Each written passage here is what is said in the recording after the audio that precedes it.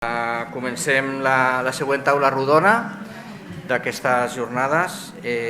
La següent taula rodona es titula Impacte econòmic i en la salut dels pacients i dels sanitaris, modelització i Covid persistent.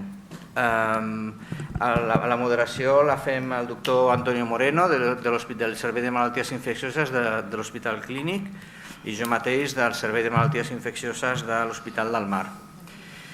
I com primer ponent tenim a Francesc López Seguí, que és de la Direcció Estratègica Assistencial Gerència Territorial Metropolitana Nord, Institut Català de la Salut, i del Centre de Recerca d'Economia de la Salut de la Universitat Pompeu Fabra, que ens explicarà quin ha estat l'impacte econòmic i l'anàlisi cost-benefici de la vacunació Covid. Moltes gràcies, Francesc.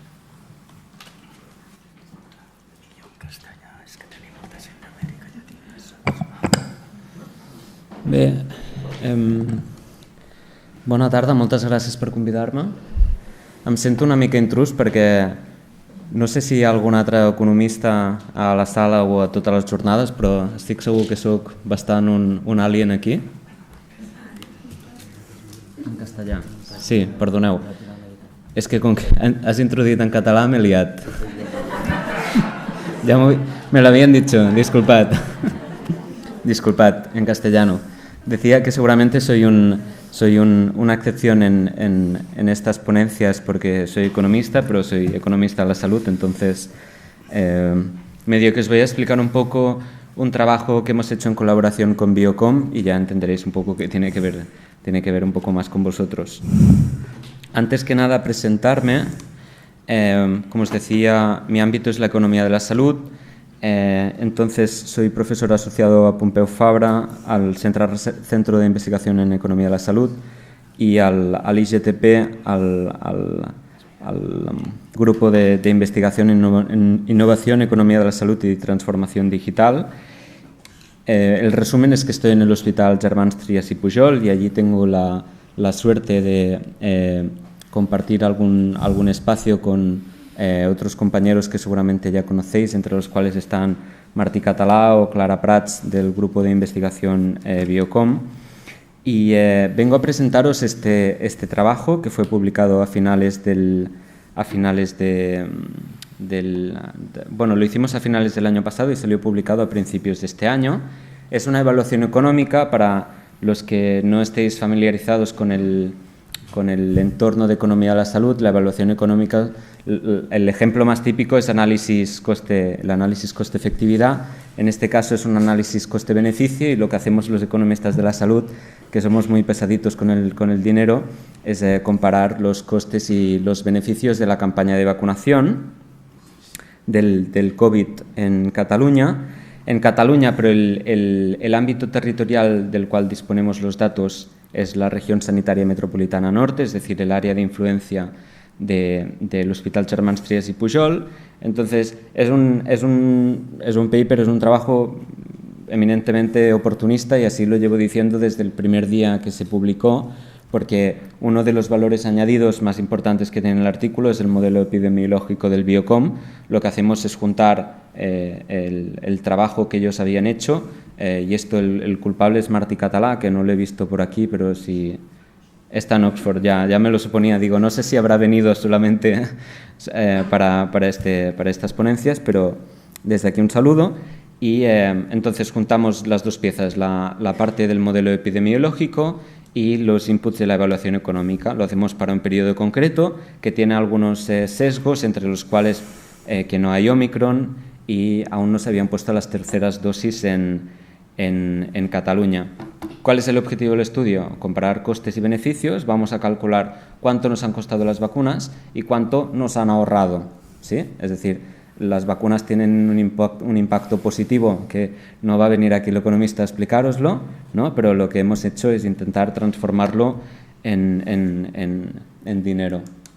Ya sabíamos pues, que las vacunas habían reducido la incidencia del virus y por ende el uso de recursos sanitarios. Biocom había cuantificado cuánta gente menos había ido a la UCI, cuánta gente menos había tenido que acudir al hospital, cuánta gente menos había enfermado, cuánta gente menos había muerto. Y también sabemos el coste de los recursos asociados a estas estancias, a este uso de recursos hospitalarios, ¿no? Es decir, si cuando alguien acude a la UCI porque tiene COVID, pues esto, digamos, sale del presupuesto y está tarificado a cuánto se paga eso, ¿no? Entonces, digo que el trabajo es oportunista porque hemos juntado dos piezas y a nivel técnico es bastante sencillo. Costes y beneficios. En relación a los costes, lo que hicimos es calcular un precio ponderado en función de la distribución de las marcas de las vacunas que se habían puesto, que observamos que se habían puesto, mayoritariamente Pfizer, pero también de las otras. Interesante que no hay, a menos que alguien tenga información confidencial, que no lo descarto, pero en el momento que hicimos el estudio no había información pública acerca del coste de las vacunas, ¿de acuerdo? Entonces, tuvimos que calcular el coste en relación a literatura gris o cosas que observábamos en prensa. Esto lo hicimos con el doctor Clotet, entonces no fue algo que nos inventáramos los economistas, sino que con más o menos criterio aproximamos el coste aproximado que tenía el fungible de la vacuna, que aproximamos en 13 euros. El coste de la vacuna no es solo eso, sino que hay un sistema sanitario que tiene que ponerte esa vacuna. Entonces, cuando empezamos el estudio y nos preguntamos ¿cuánto ha costado poner la vacuna del COVID? Empezamos palito a palito a contar las cosas que nos habíamos gastado, que si los roll-ups, que si las neveras, que si recursos humanos extraordinarios, que si alguien había dejado una carpa y eso lo cobraban, pero lo cobraban a precio amigo, tal y cual. Entonces, eso llegamos a la conclusión de que este abordaje, digamos, a microcostes no nos permitía tener una visión estricta y global de lo que costaba poner una vacuna, y llegamos a la conclusión de que el mejor proxy de cuánto costaba poner una vacuna de COVID era cuánto costaba poner una vacuna de cualquier otra cosa, ¿no? Cuando se hace, pues, otra vez estoy diciendo muchas obviedades, pero cuando alguien se va a la India se tiene que poner una vacuna, pues sí que el Departamento de Salud sí que tiene tarificado cuánto le cuesta hacer eso, ¿no? Esos son 35 euros. Entonces, entre los 13 y los 35 sumamos aproximadamente 50 euros por dosis, ¿de acuerdo? Eso es lo que le cuesta al sistema sanitario poner una dosis de la vacuna de la COVID. Me diréis, hombre, estos 35 euros, las vacunas del COVID, las circunstancias en las que se ha hecho la vacunación, seguramente poco tienen que ver con el caso en que alguien que hace un viaje a la India acude a un centro que le pinchan, etcétera, etcétera, ¿no? Hay muchas diferencias, efectivamente. Lo que pasa es que hay sesgos a favor y en contra de esa cifra, ¿no? Por un lado, sí que en el caso del COVID se han dedicado unos recursos extraordinarios en términos de publicidad y en términos de infraestructura, pero por otro lado, digamos, el coste unitario de la vacuna también es bajo en la medida que se han puesto muchísimas vacunas, ¿no? Entonces, la amortización de todos esos costes, pues yo, sinceramente, pues podríamos discutir si está por encima o por debajo de los 35. En cualquier caso, 35 es la cifra que se propone en el trabajo. En relación a los beneficios, la evaluación económica, uno de los principios, digamos, que guía el trabajo de la evaluación económica es definir la perspectiva del estudio, ¿no? Y aquí utilizamos dos perspectivas. La primera, la perspectiva del sistema de salud. Esta perspectiva significa, pues, que nos ponemos el sombrero de Josep María Argimon y contamos lo que se ahorra y lo que le cuesta, viéndolo con sus gafas, ¿no? De acuerdo con sus incentivos. Y hacemos una visión más amplia que en economía de la salud se llama la perspectiva social, que es costes y beneficios que no solo impliquen al conseller de salud, sino al conjunto de la sociedad, ¿vale? Y ahí lo que hacemos es, además de los costes de las UCI y las hospitalizaciones y los test que aproximamos, que nos hemos ahorrado en base de que haya menos incidencia, le añadimos el valor monetario de las muertes y los casos con secuelas, ¿de acuerdo? En economía de la salud también hacemos esta cosa un poco que es un poco fea, ¿no?, de monetizar el valor de un QALY, ¿sí? QALY es el indicador, es el único indicador que en economía de la salud lo trasladamos a una cifra monetaria. El valor de esta cifra está en constante discusión. En el momento que publicamos el estudio, el consenso era de aproximadamente 25.000 euros por QALY. Habréis escuchado pues, que en otros contextos, como el NHS, se aproxima más a 30.000 libras por QALY, y en otros contextos pues, se proponen otras cifras. Utilizamos 25.000, que es digamos un margen bastante bajo en relación a lo que podría ser. Y los casos con secuelas igual, ¿no? Pues hay estudios que dicen, pues, quien se infecta con COVID, hemos contado pues, que se le restan 0,58 QALYs, ¿no?, de morbididad, etcétera, etcétera. Entonces, técnicamente esto es todo lo que hay detrás. Veis que es bastante sencillo. Os enseño ya los resultados. Los 48 euros de los costes ya os los he explicado. En las columnas centrales tenéis la perspectiva del sistema sanitario y en la derecha la perspectiva social. Entonces, lo que contamos es que ahora llevo todo el rato pensando, tienes que volver a mirar cuánto cuesta la UCI por COVID, pero si no recuerdo mal son unos 43.000 euros. Entonces, cuantificamos todas las UCIs que nos hemos ahorrado a 43.000 euros y todas las hospitalizaciones a 6.000 euros y contamos que cada vacuna, con su cálculo de probabilidad, ahorra unos 68 euros. En relación a los 48 que cuestan, la ratio beneficio-coste está por encima de 1. ¿Sí? 1,4 significa que por cada euro invertido en vacunas, Argimon se ahorra 1,4 en base a menos estancias en UCI, hospitales y las pruebas PCR y TAR que os había mencionado. Si además de estos ítems le añadimos el valor monetario de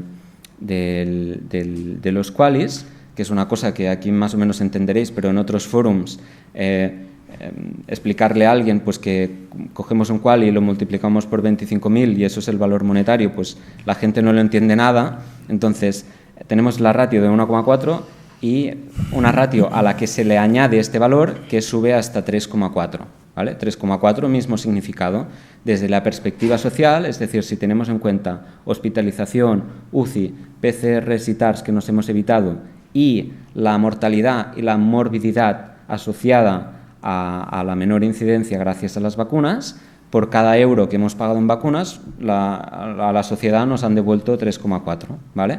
Esto estaba mencionando ahora digamos, el escenario de efectividad mediana de las vacunas, pero pues, el análisis de sensibilidad, si hacemos pues, una horquilla distinta, pues vemos que el sentido del resultado no cambia en la medida que la ratio sigue estando por encima de 1. Os he dicho que sería muy sencillo. Conclusiones: 14 millones de dosis en un tiempo récord. Todos los beneficios que ha tenido sobre... Bueno, ahora viene una diapositiva con las limitaciones, ¿no? Porque hasta ahora ha sido bastante sencillo, pero además de todos los impactos positivos que esto ha tenido para la sociedad, porque hemos podido abrir la economía y volver a hacer una ponencia quitándonos un poco la mascarilla, etcétera, etcétera, pues es que además contamos que en términos de uso de recursos sanitarios, pues el coste de la vacuna más que se compensa por la reducción en estancias y hospitalizaciones. Entonces, esto nos lleva a la misma conclusión que nos lleva a los economistas muchas veces, que es que muy a menudo el abordaje preventivo, la prevención, es la medida más coste efectiva para curar una enfermedad, ¿no? Más vale prevenir que curar, esto ya se ha dicho toda la vida. Y aquí, pues el rol de la evaluación de políticas públicas, de análisis como estos, hay algunos un poco más complejos, pero se requiere de evaluación un poco para dar perspectiva al policy making de que pese al desincentivo del horizonte temporal, ¿no? Porque le tendríamos que decir a Simón, invierte ahora 1 y se te va a devolver 1,4, y eso a veces es difícil de entender, pues con estas pequeñas piezas de información yo creo que podemos complementar la toma de decisiones. Limitaciones, desde la parte del modelo epidemiológico, esto aquí si hubiese alguien de alguno de mis coautores con un perfil un poco más de epidemiólogo lo explicaría mejor, pero obviamente en el momento que hicimos el estudio no había una efectividad constatada de la efectividad a largo plazo de la vacuna. El modelo solo estaba contando el efecto directo del beneficio de la vacuna sin el efecto cadena de contagio, no había Omicron, es decir, se ha abstraído y simplificado el potencial y el efecto de la vacuna con estas limitaciones. En relación al modelo económico, lo que os mencionaba de que en relación a las vacunas no hay fuente oficial y en relación, y os he explicado que era eminentemente sencillo y hay muchos otros impactos potencialmente relevantes que no se han tenido en cuenta. Por ejemplo, impactos macroeconómicos, ¿no? Habréis escuchado pues, en los medios de pues por cada día que estamos cerrados, esto en términos macroeconómicos son no sé cuántos millones de euros, ¿sí? Aquí hacemos una evaluación económica como las que prefiero hacer yo, muy de cosas que se pueden cuantificar sin una perspectiva macro que tenga muchos assumptions, pero igualmente, es decir, hay muchas cosas que no hemos contado, pero la conclusión es que con solo las que hemos contado el resultado ya parece inequívocamente favorable a las vacunas, ¿no? Entonces, si le sumásemos el resto, pues probablemente sería un resultado aún más inequívoco. Mi última diapositiva decía que fue un trabajo oportunista porque, digamos, nos conocimos con Martí Català y con Clara Prats y juntamos dos piezas y veis que metodológicamente es bastante sencillo, pero llevaba mucho tiempo disculpándome por ser demasiado oportunista y en un momento dije, bueno, es oportunista, pero también ha sido oportuno esto, ¿no? Porque hubo un momento pues, en que más o menos los medios de comunicación y la gente pues agradeció saber que se había cuantificado esto y además de lo que ya sabíamos de que era necesario vacunarse, pues hubo un argumento extra, no el definitivo, pero sí uno extra, de decir, oye, es que si no te estás vacunando, con cierta probabilidad supondrás un gasto para el sistema sanitario que si te vacunas lo compensaremos muy fácilmente. Y eso es todo, y si tenéis cualquier pregunta estaré encantado de atenderos, y por supuesto estas son las instituciones que han participado, no solo el Biocom, sino el Centre de Recerca en Economía de la Salud, IRSI Caixa, IGTP, etc. Muchas gracias. Gracias.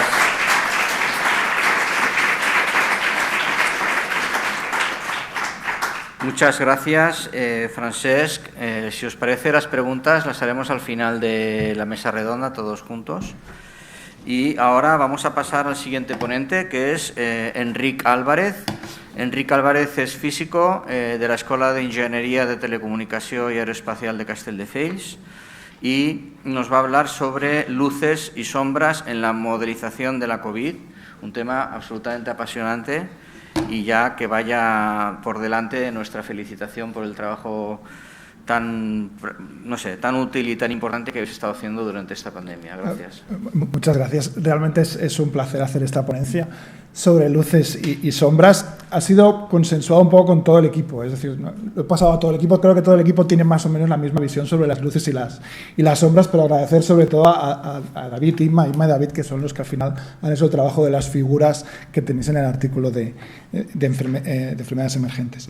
Entonces, cuando se habla de luces y sombras, yo supongo que lo que se viene a hablar en el fondo es de sombras, es decir, de lo que mola realmente hablar es del morbo, y no ha sido muy difícil hacer una primera transparencia de morbo. Podéis ver aquí titulares internacionales de prensa sobre "This coronavirus model keeps being wrong, why are we still listening to it?". Solo le ha faltado poner algún tipo de insulto o alguna referencia, ¿no?, a alguna cáspita o alguna palabra más malsonante. De hecho, hay muchos artículos de este estilo diciendo no ha servido absolutamente para nada, están siempre mal. Sobre todo en la prensa inglesa, y es que en la prensa inglesa han tenido un problema muy serio con un modelo que hizo previsiones a 6 semanas, la lió estrepitosamente, estaba estrepitosamente mal, y han tenido una visión bastante negativa, pero no es la que hemos tenido en el grupo, ni la que hemos recibido en el grupo, y no es, por ejemplo, la que hizo a Dinamarca tomar una decisión tan importante, que fue básicamente un modelo sobre las predicciones en UCIs, la que le hizo de un día para otro quitar absolutamente todas las medidas. Por lo tanto, evidentemente hay perspectivas diferentes sobre las luces y sobre las sombras, y creemos que la razón principal es que cuando se habla de modelización, se mete dentro de una palabra, en el fondo, 3 cosas que son muy diferentes. Lo llamamos modelización mecanicista o ingenieril, modelización de juguete, que le llamo de modelos de juguete, o modelización de predicción empírica. Son 3 formas diferentes, a las 3 cosas le llamamos modelización porque probablemente todas utilizan un ordenador, pero esto sería como si a un economista y un epidemiólogo le dijeses que hacen lo mismo porque utilizan una hoja de Excel. Y son 3 bestias diferentes. Y dejarme poner ejemplos de un tema que no es enfermedad emergente, porque ya tiene muchas decenas de años, que es del corazón. Es decir, el corazón se lleva investigando durante 50 años y es el mejor mundo actualmente para explicar estas 3 diferencias, ¿no? Y ver por qué estas 3 diferencias, en el fondo, involucran estas luces y sombras y estas concepciones diferentes. El modelo ingenieril es intentar básicamente reproducir tu corazón en un ordenador. Esto que es la imagen que tenemos todos a lo mejor de modelización. Es decir, yo quiero coger tu corazón, lo investigo, cojo un ordenador y le hago una copia. Y en el ordenador consigo hacer toda la algorítmica relevante que me reproduce exactamente lo que hace el corazón. ¿Vale? Esa es una visión mecanicista, es como la del avión. Yo soy de la escuela de aeronáutica. Es como coger un avión, prepararlo primero en el ordenador y luego ver que efectivamente vuela. Pero en este caso al revés. Es decir, lo que quieres es controlar el corazón para poder predecir cómo vas a operar. Y de hecho, la gente rica americana ya casi lo tiene cerca. Pero después de 50 años, este modelo de corazón no existe. Porque el corazón tiene la manía de rotar así, de contraerse con un giro, y eso es extraordinariamente complicado entender por qué lo hace. En cambio, la parte eléctrica, la que viene del nodo sinoatrial, se entiende perfectamente, y se hacen copias, literalmente, en el ordenador de tu corazón, ¿no? Pero esa no es la única modelización que hay, porque precisamente la torsión no se conoce. ¿Quiere decir eso que no se conoce en detalle? ¿Quiere decir eso que no se hacen modelos? Claro que se hacen modelos. Se hacen modelos para intentar entender por qué narices el corazón hace eso. Es decir, hay los llamados modelos de juguete que lo que investigan, lo que quieren no es reproducir exactamente lo que tienes, sino intentar entender a partir de reproducciones en el ordenador cómo conseguir lo que ves en la realidad. Y de hecho, estos modelos que tenéis aquí a la derecha de imágenes del corazón, mucho antes de estos tan detallados y tan precisos, se desarrollaron los modelos de juguete que permitieron entender cómo funcionaba la desfibrilación o cómo exactamente podría funcionar la fibrilación auricular y la reentrada. Por tanto, son 2 bestias muy diferentes. Es decir, no es lo mismo hablar del primero que del segundo, pero es que luego además hay un tercero. Muchas veces no tienes ni idea de lo que estás tratando, de las cosas realmente que hay detrás, pero te interesan hacer predicciones. Por ejemplo, las personas que tienen epilepsia, ¿qué mejor sería para ellos que tener cualquier tipo de monitorización que les dijese, cuidado, que de aquí a 5 minutos vas a tener un ataque, por favor, siéntate? Aunque no sepamos bien cómo funciona el cerebro, y os podéis imaginar que después de millones y millones de euros metidos no tenemos mucha idea de cómo acaba de funcionar. Y en el corazón sería la muerte súbita. Quiero saber lo que te va a pasar, ¿no? Estos 3 mundos son diferentes. La clave es que a veces, en determinados sistemas, los 3 son en el fondo el mismo. En determinados sistemas, hacer cualquiera de los 3 te lleva siempre al mismo sitio. Con un modelo ingenieril, con uno simplificado o con uno de predicción empírica, puedes predecir muy bien y entender muy bien lo que pasa. Y ahí es cuando se habla de modelización en general. El problema es que no todos los sistemas son así, ¿no? ¿Qué condiciones tiene que cumplir un sistema para que realmente, en el fondo, estas 3 cosas sean la misma? Tiene que cumplir 3 cosas, y los que estamos en este mundillo lo conocemos muy bien. Primero, tienes que conocer muy bien el sistema, porque si no lo conoces, te irás a los modelos de juguete o a los modelos predictivos sin entender bien lo que pasa. Pero no solo eso, suponiendo que sabes exactamente cómo funciona el sistema, imaginémonos que supiésemos exactamente cómo funciona el coronavirus, cómo nos reunimos todos, quién se contacta con quién, cómo se transmite el virus, si resulta ¿Que cuántos casos va a haber en España de aquí a 6 semanas? Depende de saber si hoy, esta semana, habrá 8.320 o 8.321. Es decir, si el futuro depende muchísimo de lo que pasa ahora, como lo que pasa ahora, y sabéis muy bien, no lo podemos saber con infinita precisión, no puedes predecirlo. Por lo tanto, la idea de que entender te permite predecir, no siempre. Es decir, el clima, el tiempo de cada día lo entendemos perfectamente, pero las predicciones duran lo que duran. De aquí a un mes, pues a lo mejor el modelo de la NASA igual te llega, pero muchas veces estará mal. Y luego hay una tercera, que es que todo esto que sabes perfectamente, y suponiendo que eres poco sensible a las condiciones iniciales, no te cambia de golpe. Es decir, si el corazón de un día para otro, como en algunas series de ficción, cambiase de golpe, porque te regeneras, pues tienes lío otra vez, porque tienes que volver a empezar. Si en la COVID tienes unos conocimientos porque tienes una variante y de golpe te la cambian y es completamente diferente, pues muchas cosas las tienes que volver a empezar. ¿Se entiende?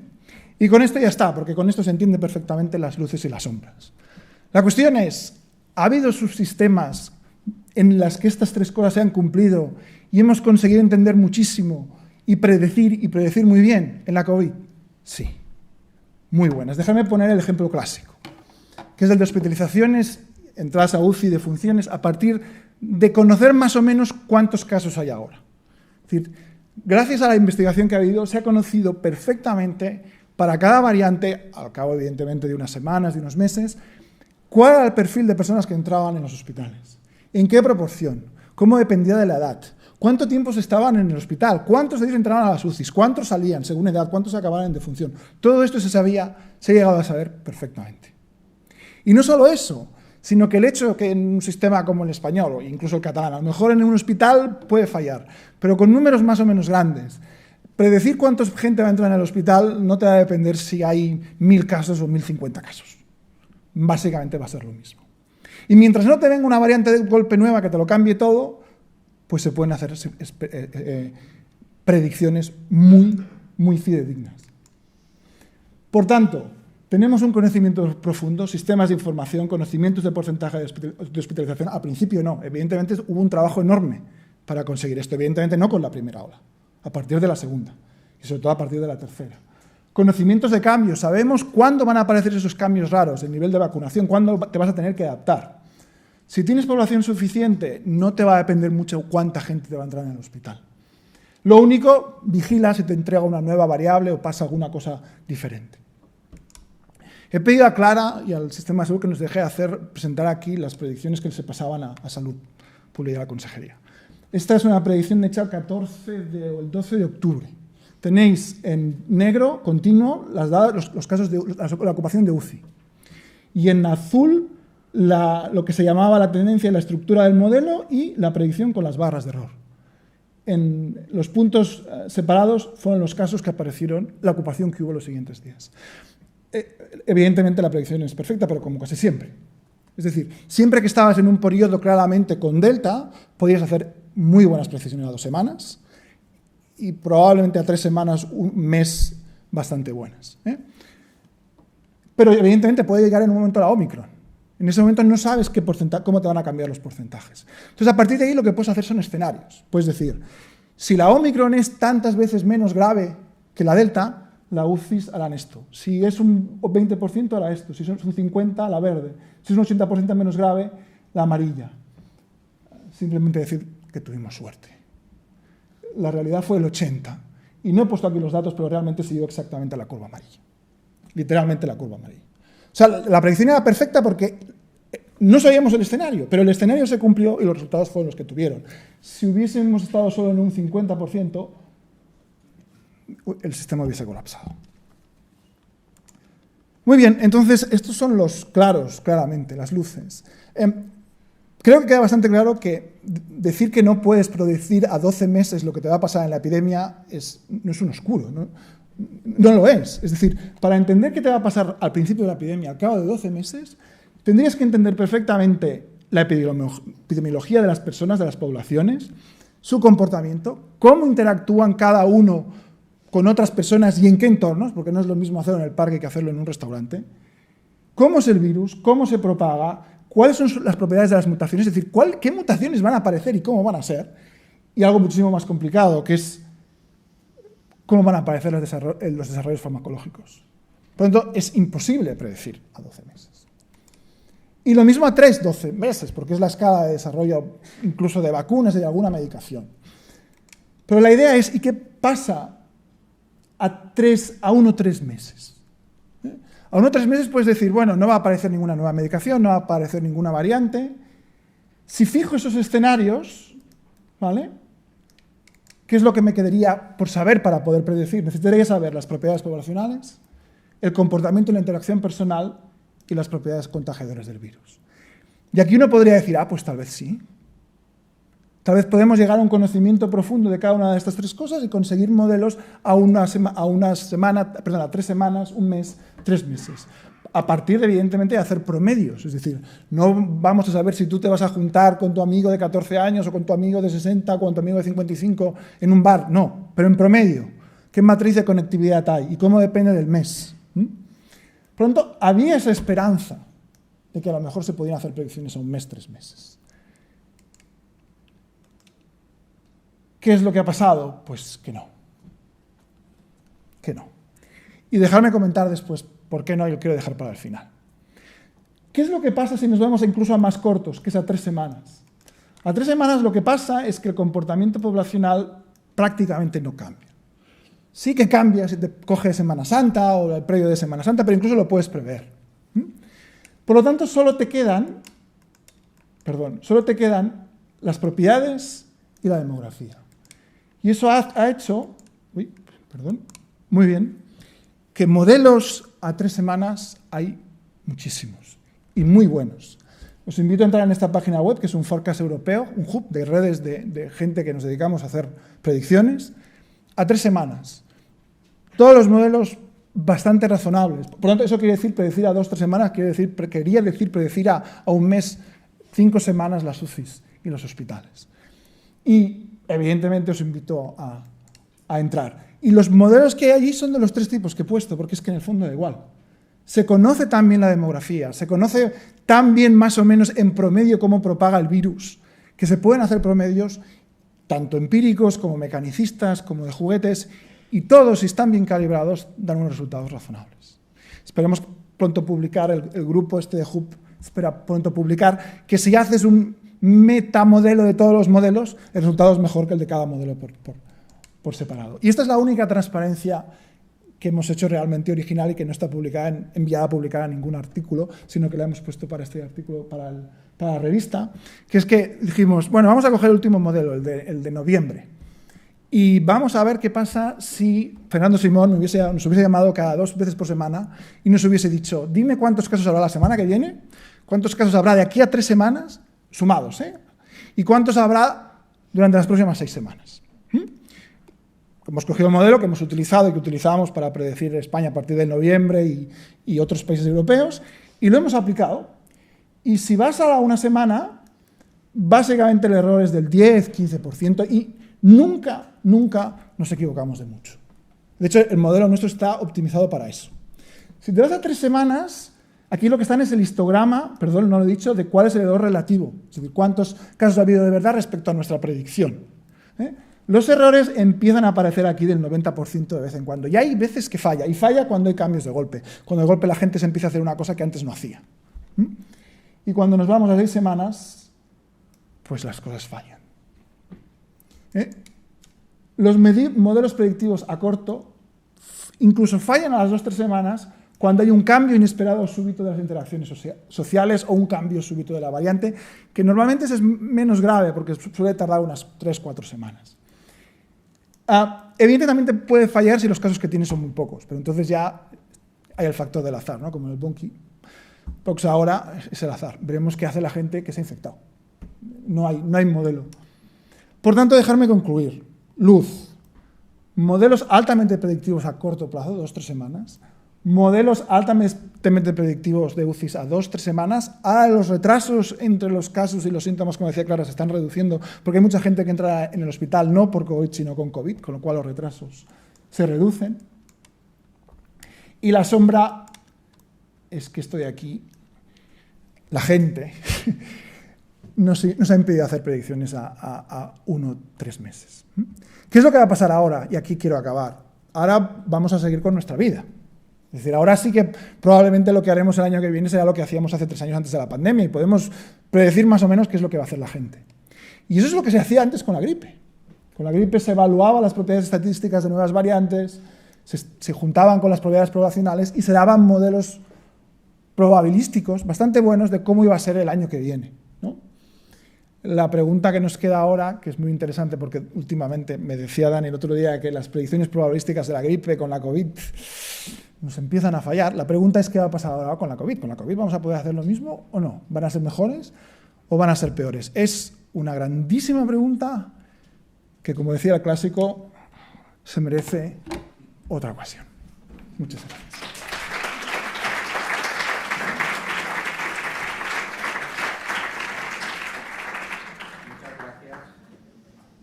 Ahora pasamos a la tercera ponente, Gemma Torrey, especialista en medicina familiar y comunitaria que trabaja en el Cables Indianes de Montcada i Reixac y que es miembro del Grupo de Ética de la Sociedad Catalana de Medicina Familiar. El año pasado nos puso en alerta sobre el COVID persistente en este mismo lugar y vamos a ver cuáles son las novedades en estos 12 meses.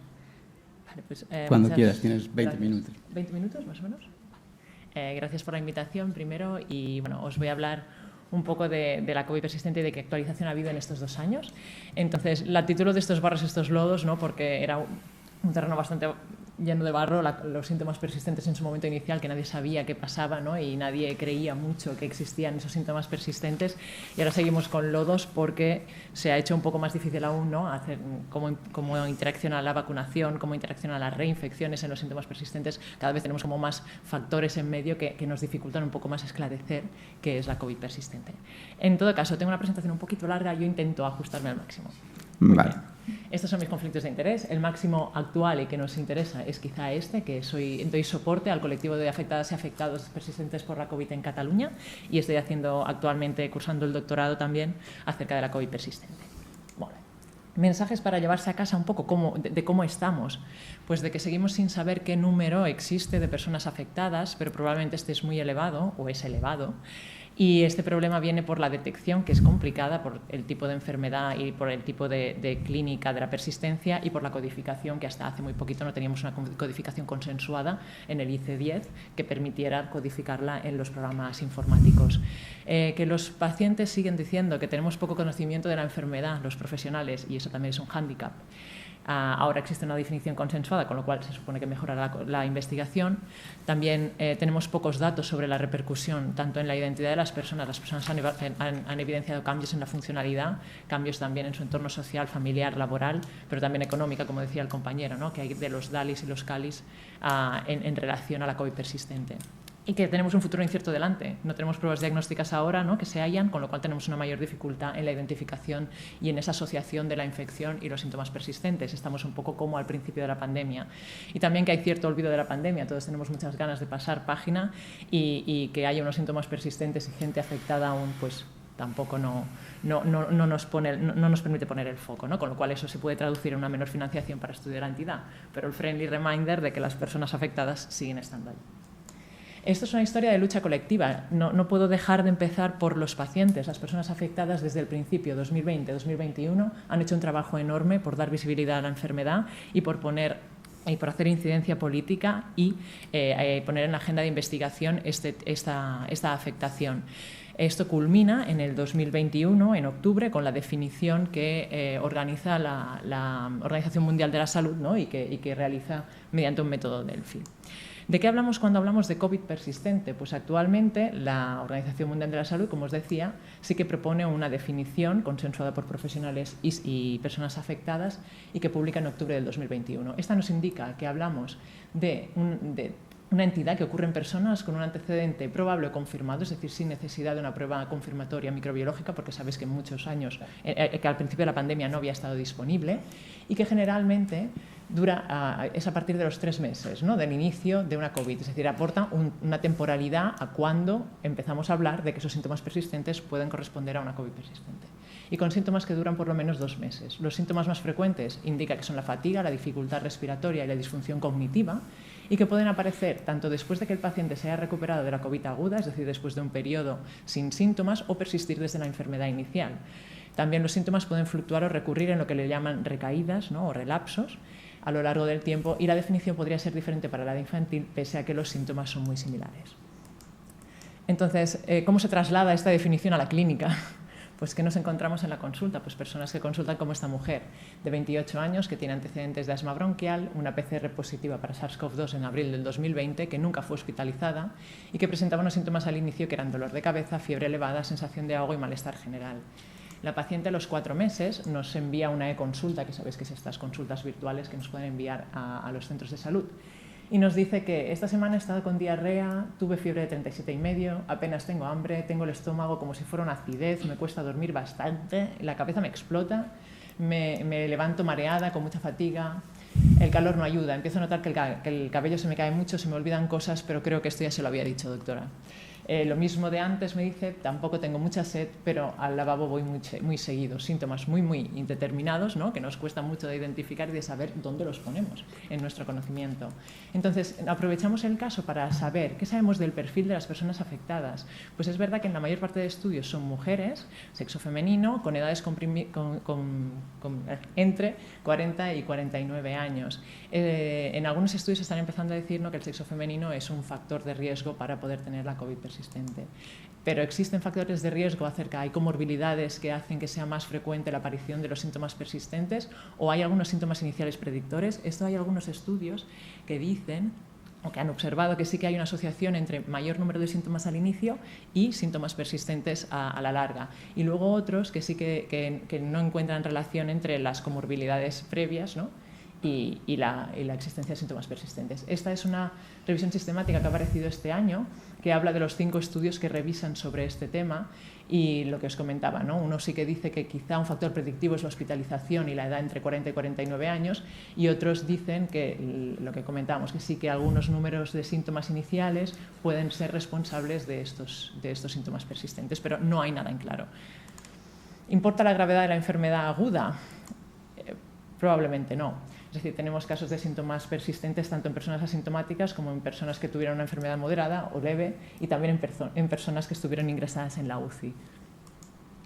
Hay diferentes entre las variantes. ¿Sabemos algo de los síntomas y las variantes? Pues sabemos muy poco, o sabemos nada, de hecho. No hay estudios aún que nos digan si hay esas diferencias.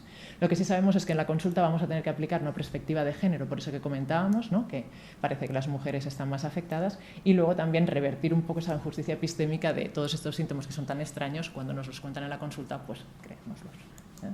¿Qué mecanismos fisiopatológicos se están hipotetizando? Pues los mismos que eran. Esto no se ha modificado, solo se ha añadido más información. Uno es la persistencia viral, y es el que más peso está teniendo. Hay varios estudios que indican que se han encontrado restos de RN viral en heces, también en diferentes tejidos post-mortem, y también restos de ácidos nucleicos, no solo el RNA, sino restos de ácidos nucleicos que pueden funcionar como antígenos. Otra muy importante es la autoinmunidad, es decir, la existencia de anticuerpos contra diferentes tejidos. Sí que existen datos de que existe, y además eso podría hacer perturbar el sistema inmunitario y hacer más difícil la eliminación viral. Perdonad que me queda la boca seca. Uy. Quedaros con esta cara, que es Akiko Iwasaki y su equipo, que son los que más están estudiando la autoinmunidad y que quizá no puede ser que acaben llegando a algún lugar de éxito. Otro es la respuesta inflamatoria incrementada y persistente. Sabéis que al principio se asociaba la gravedad o cierta parte de la gravedad de la COVID con la tormenta citoquímica, ¿no?, con una hiperrespuesta inflamatoria.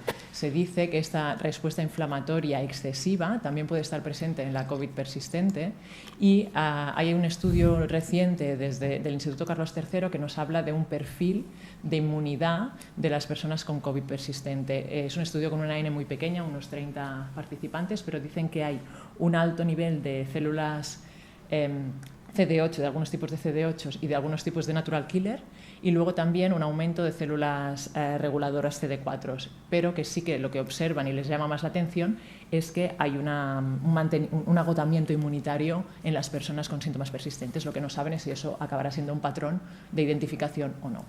La última sería la disbiosis microbiana. Como sabéis, la microbiota puede ser una inmunomoduladora del cuerpo. Hay varios estudios que dicen que hay cambios en las personas que pasaron la COVID y en su microbiota intestinal y también en la microbioma oral.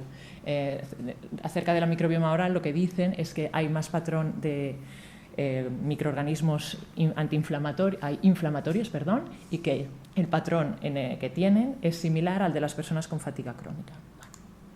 ¿Qué hay de los síntomas? Pues sabemos cada vez más, ¿no?, que la enfermedad que el COVID persistente es una enfermedad multisistémica y que afecta a diferentes órganos del cuerpo.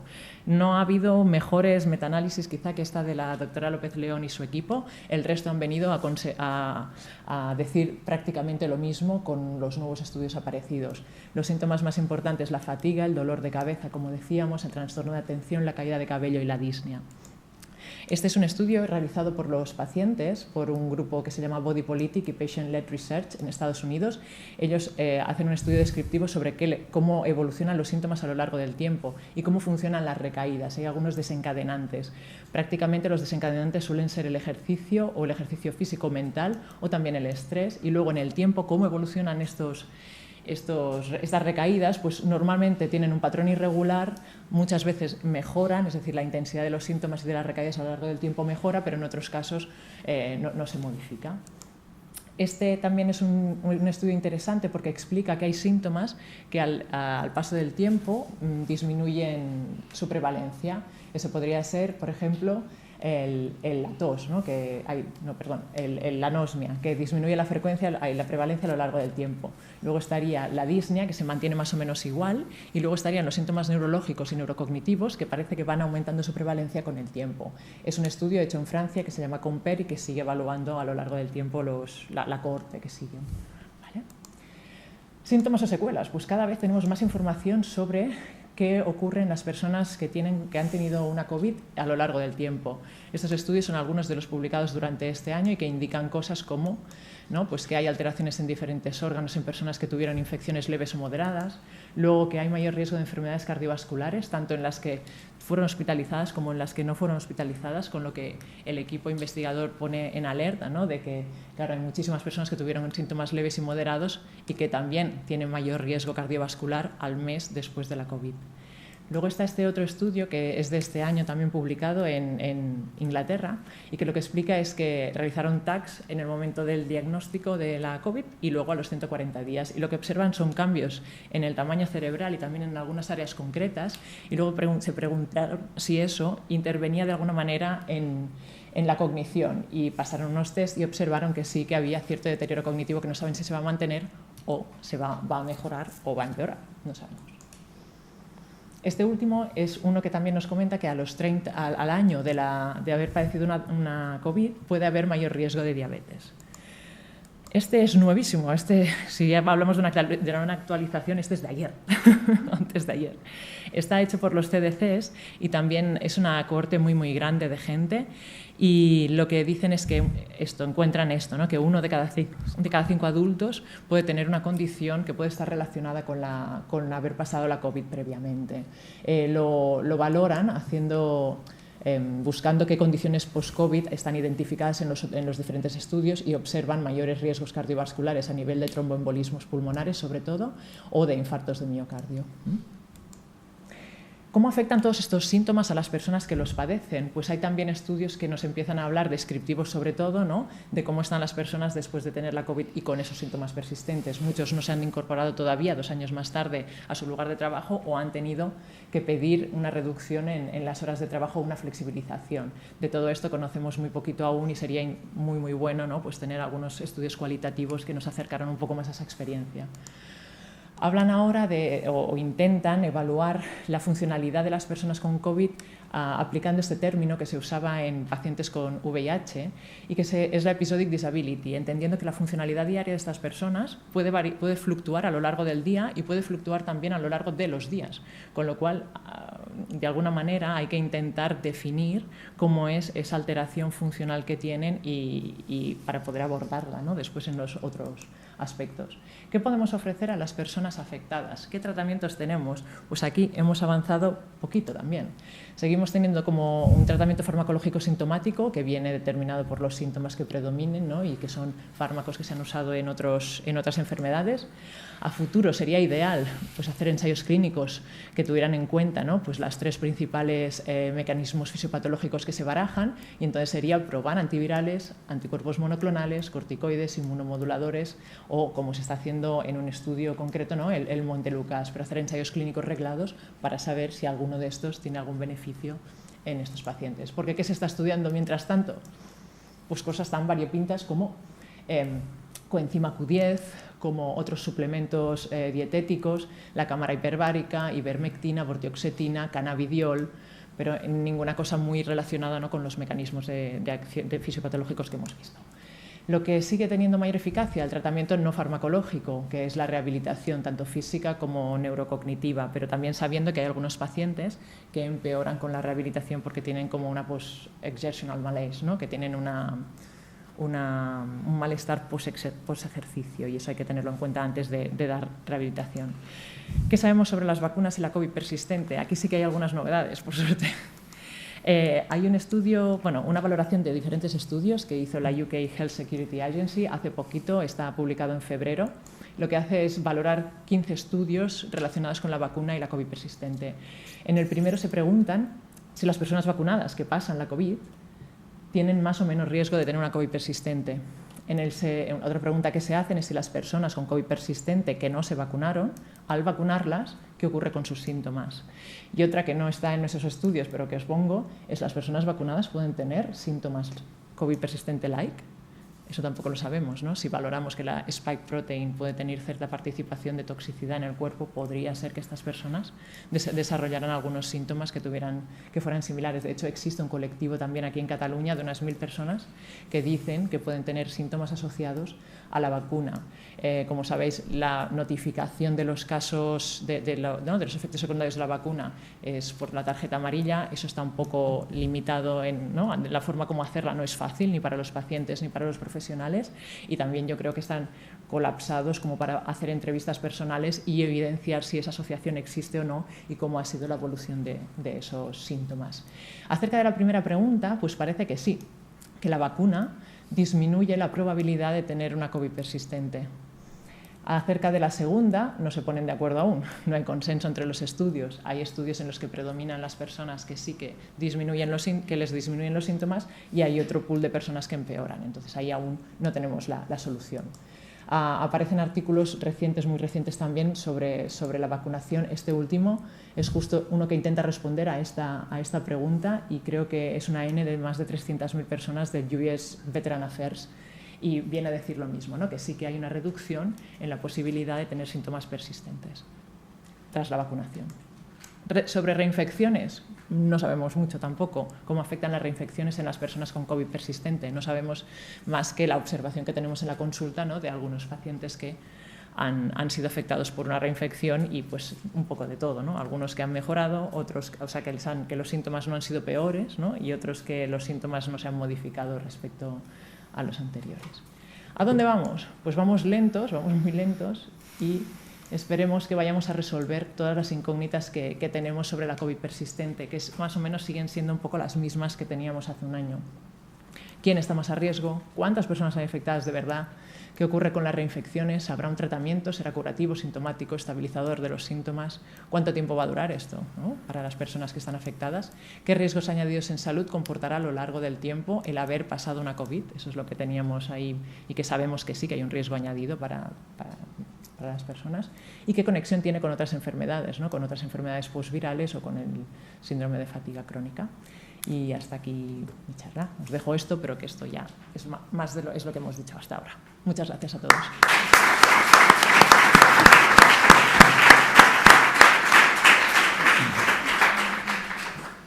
Ahora, para terminar, Jordi Alonso, director del Programa de Recerca de Epidemiología y Salud Pública del IMIM, catedrático de Salud Pública.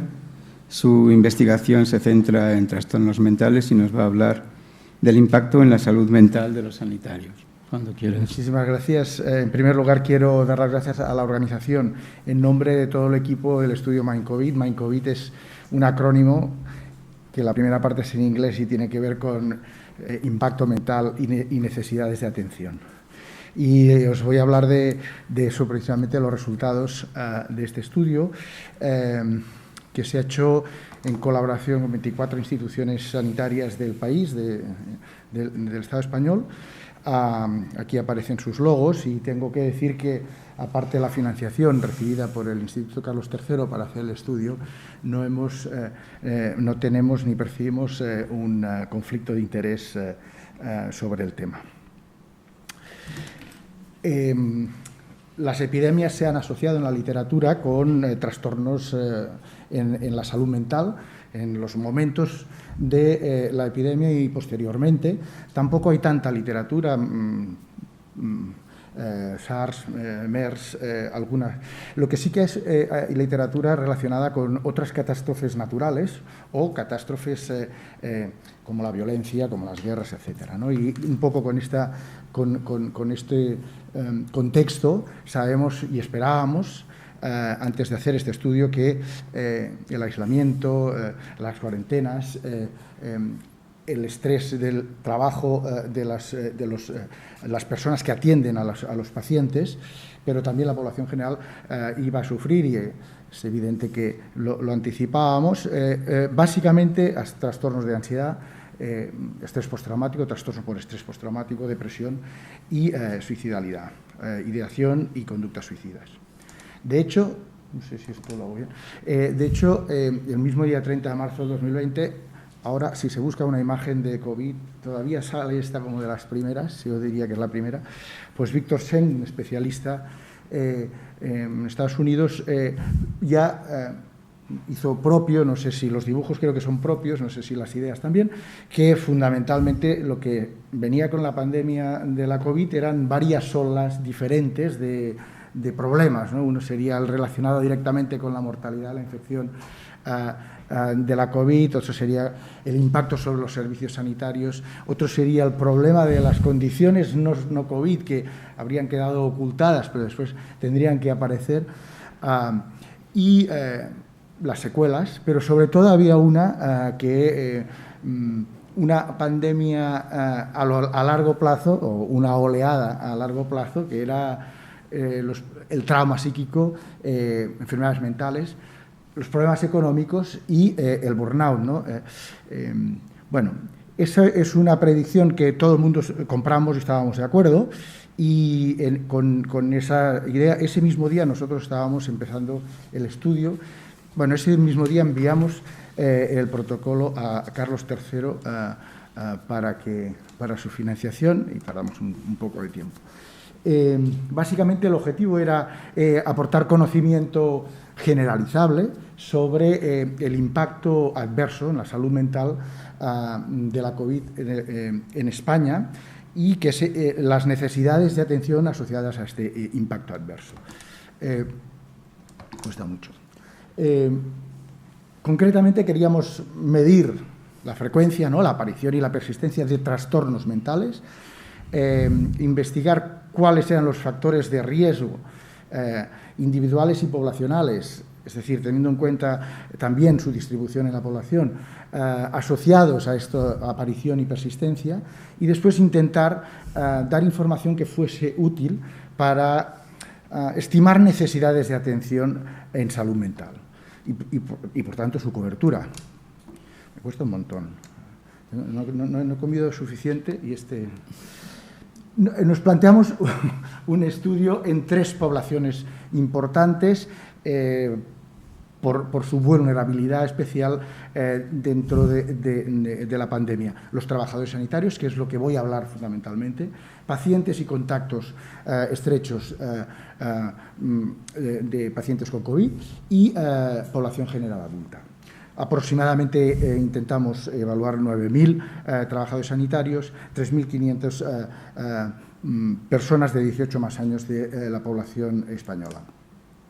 Para el estudio de los profesionales participaron 6 instituciones en 6 comunidades autónomas, sobre todo en Cataluña, Madrid y País Vasco, pero también algunos otros centros de 3 otras comunidades. De estos centros todos los aportaron, digamos, los trabajadores sanitarios de estos centros eran población de estudio, y también en algunos de ellos se recogían series de casos, que no es el objeto de esta presentación. El marco conceptual, por seguir un poco con lo que he empezado, el marco conceptual, se recoge en una revisión bibliográfica adelantada ya a la pandemia. Fundamentalmente lo que esperamos es que haya un resultado negativo para la salud mental, que está directamente asociado con los estresores, con los factores proximales estresores de la pandemia. Pero también hay que tener en cuenta los determinantes sociales de las enfermedades, también de las enfermedades mentales, y las vulnerabilidades clínicas. Y básicamente como trastornos mentales esperados y buscados en nuestro estudio: depresión, ansiedad, estrés postraumático, uso de sustancias, suicidalidad, el QM o el burnout profesional, y otros que fueron parte del estudio. Como factores de estrés proximales, la exposición a la enfermedad, la infección, la restricción de movimientos, las dificultades económicas, el estigma, violencia, abandono, ocupación. Había un montón de aspectos que nos parecían relevantes, que podían explicar o podían estar en el camino de la producción de un trastorno mental.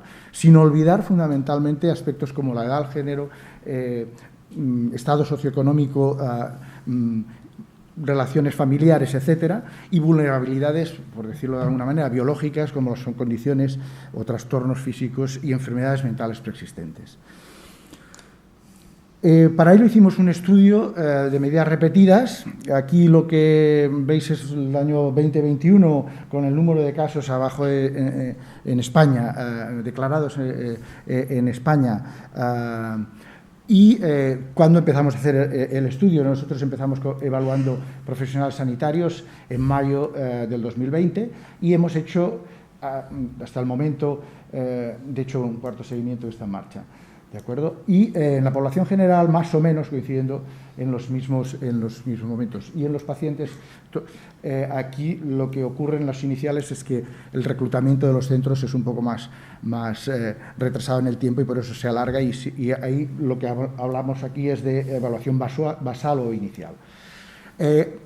A estas muestras, volvemos a los sanitarios, a todos los trabajadores, tanto si tenían contacto con pacientes como si no, se les invitaba por email, las direcciones de los centros, a participar en una entrevista online con instrumentos de cribado de cada uno de estos trastornos, y escalas y otras preguntas para medir todos los factores que hemos comentado hasta ahora.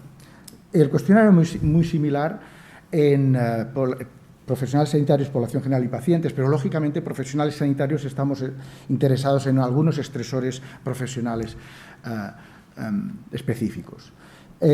Primera ola, o sea, al final de la primera ola, que es cuando tenemos el cuestionario basal, unos 9.000 profesionales completaron la entrevista y se pudo analizar entera, y lo que vimos es que los resultados se parecían mucho a la información que teníamos de los trabajadores sanitarios en España, una amplia, más de 3/4 partes mujeres,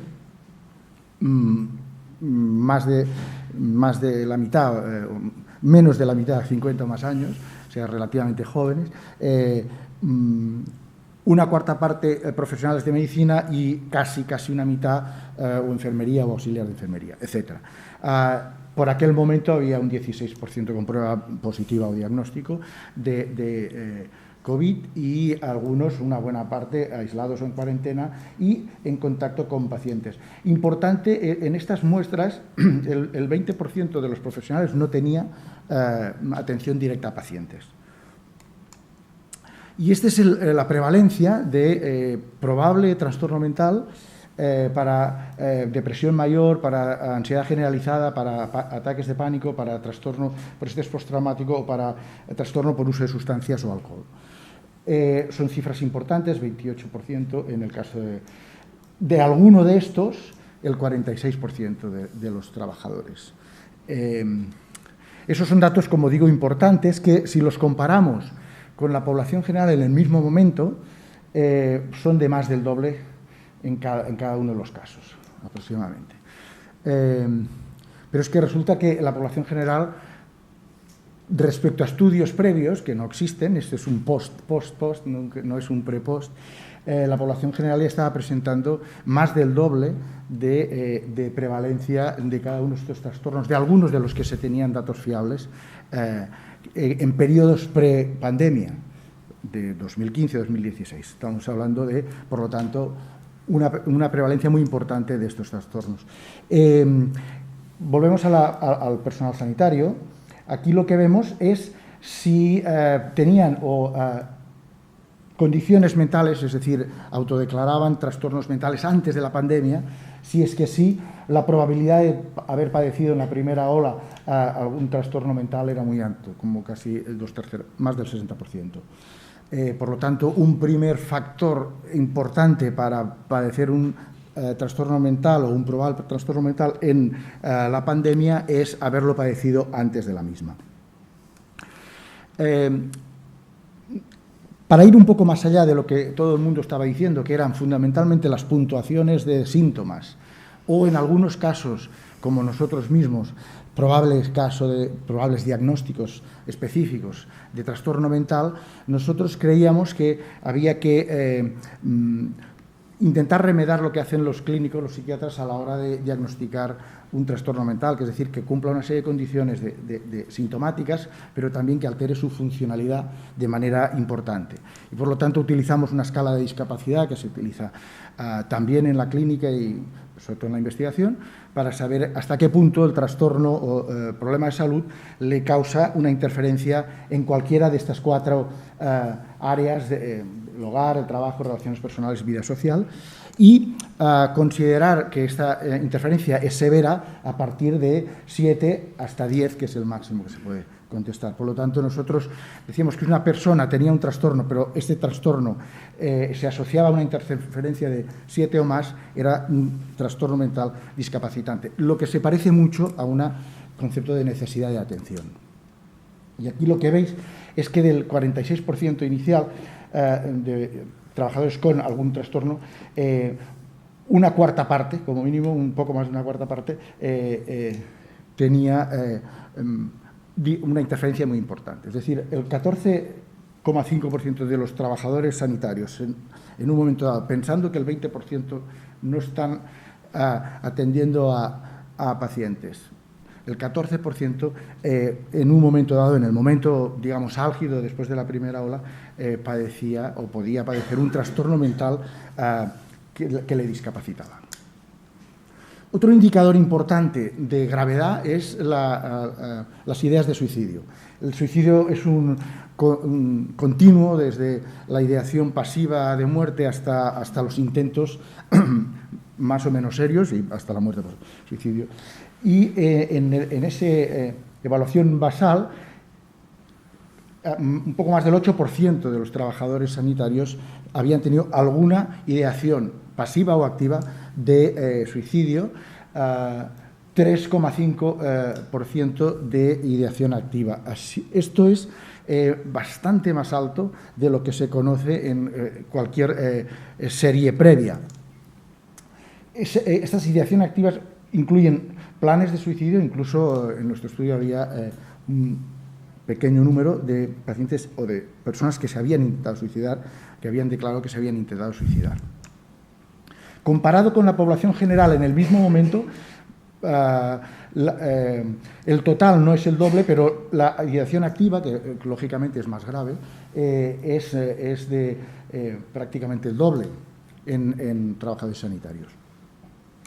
Y aquí, pues, todavía más. Es decir, esto es un indicador importante de gravedad y Tanto el trastorno discapacitante como la suicidalidad, en un análisis así un poco global de todos los factores juntos, identificaba a personas jóvenes, menor edad quiere decir menores de 30 años, a las mujeres en general, sobre todo el tener trastornos previos, trastornos mentales previos, el haber padecido aislamiento o cuarentena, el tener mucho contacto con los pacientes y un factor importante es la falta de comunicación o la percepción de falta de comunicación, de coordinación, de personal suficiente, de supervisión o de protección delante de la infección en el puesto de trabajo.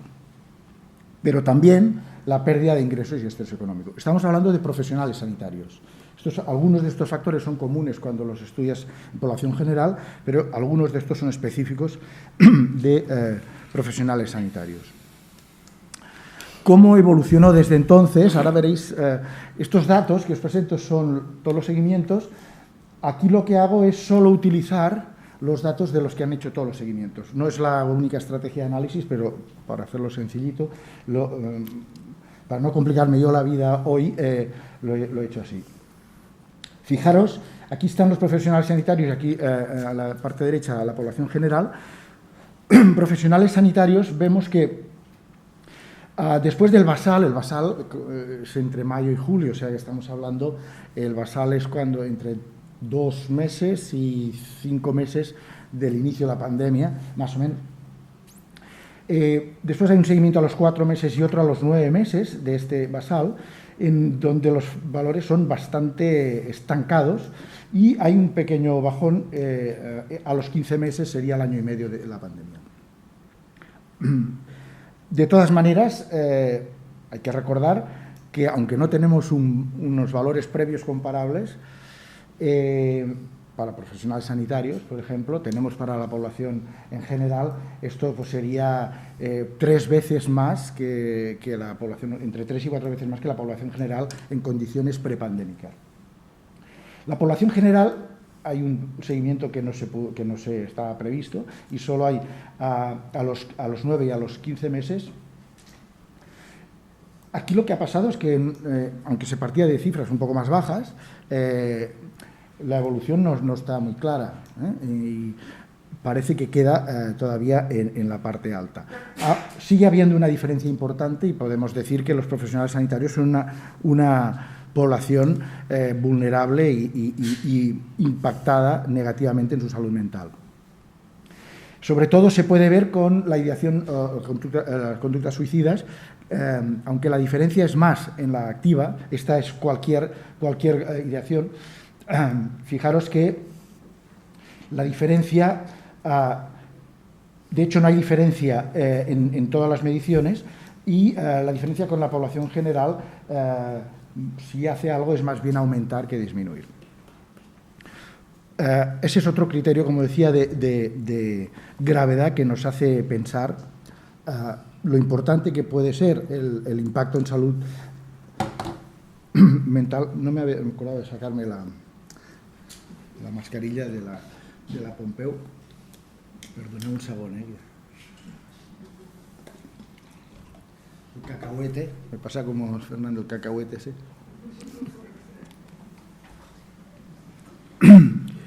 Otra manera de enfocar cuál es la trayectoria, cuál es la naturaleza del impacto de la pandemia en la salud mental es pensar en términos de persistencia.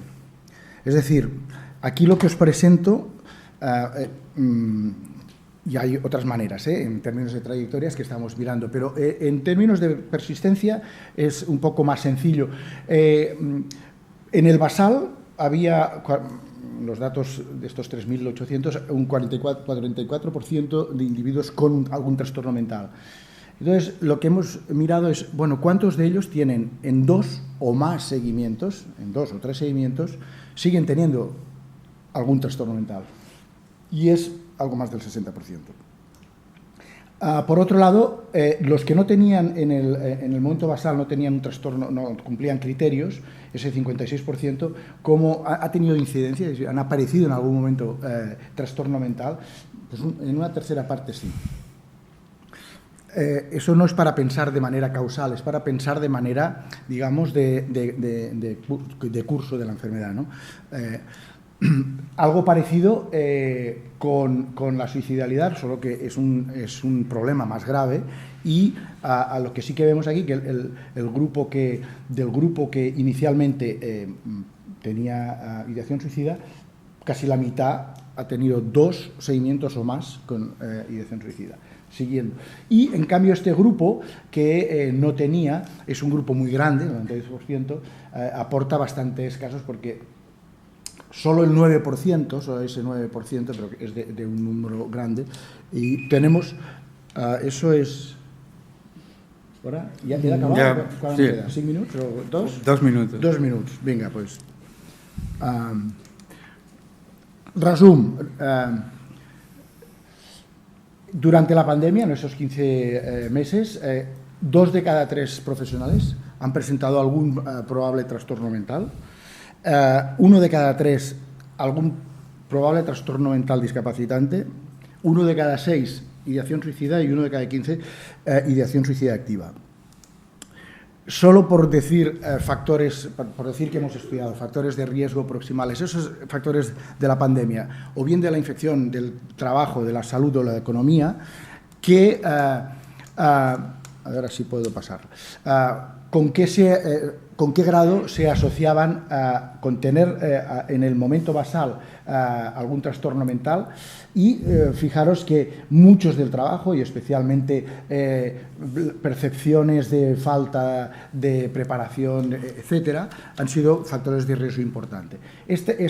Todos ellos, pero también el estrés económico y también estreses personales de miedo sobre la propia salud y sobre la salud de tus familiares, por culpa tuya, tienen una relación muy importante con el padecer o presentar criterios de trastorno mental. Eso pasa en la primera ola, en la segunda ola, y pasa también, en menor medida, las asociaciones son más pequeñas, en la incidencia y en la persistencia.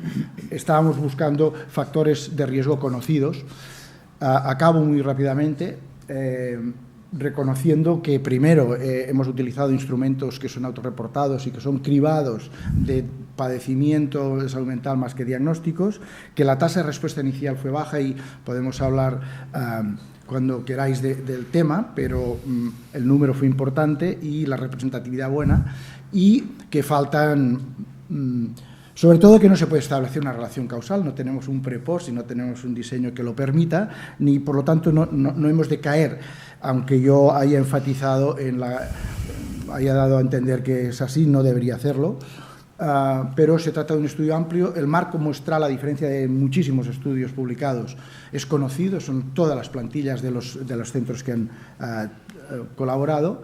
Tiene un modelo conceptual detrás y se focaliza en la necesidad de atención, si bien no hemos aún llegado a decir qué se necesita y quién. En conclusión, simplemente decir que el impacto negativo en la salud mental de los trabajadores sanitarios por la COVID parece que es muy alto, que ha durado y ha sido alto durante todo el curso de la pandemia, que hay diversos factores de riesgo que nos están enseñando vulnerabilidad previa, aspectos laborales, organizativos y económicos, y que habría que evitarlos para que no haya tanto desgaste laboral como lo hay.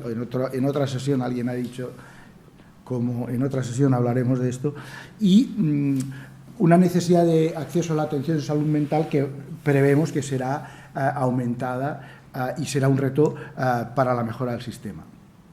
Y por lo que pedimos siempre los epidemiólogos es que hay que monitorizar y, por lo tanto, que nos den oportunidades de hacerlo. Aquí hay unas cuantas. Acabo diciendo, gracias a mi equipo concreto, pero es solo uno dentro de muchísimos que han colaborado, y sobre todo gracias a las instituciones y a las personas participantes, que han sido muchas. Y a vosotros.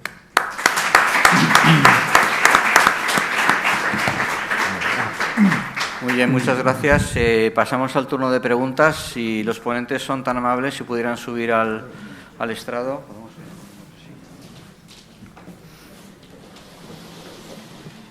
Tenemos una pregunta. Sí.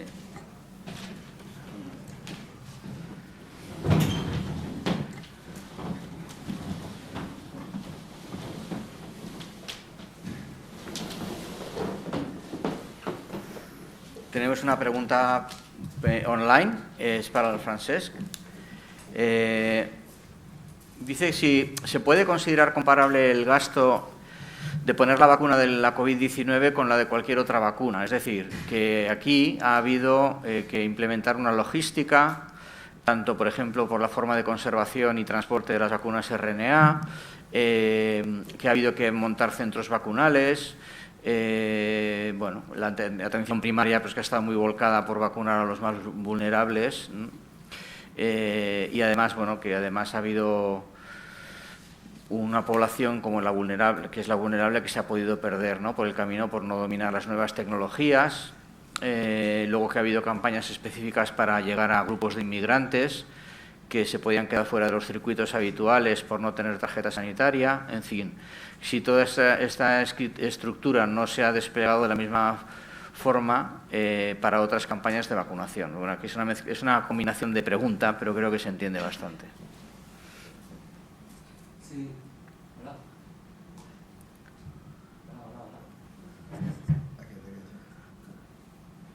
Hola.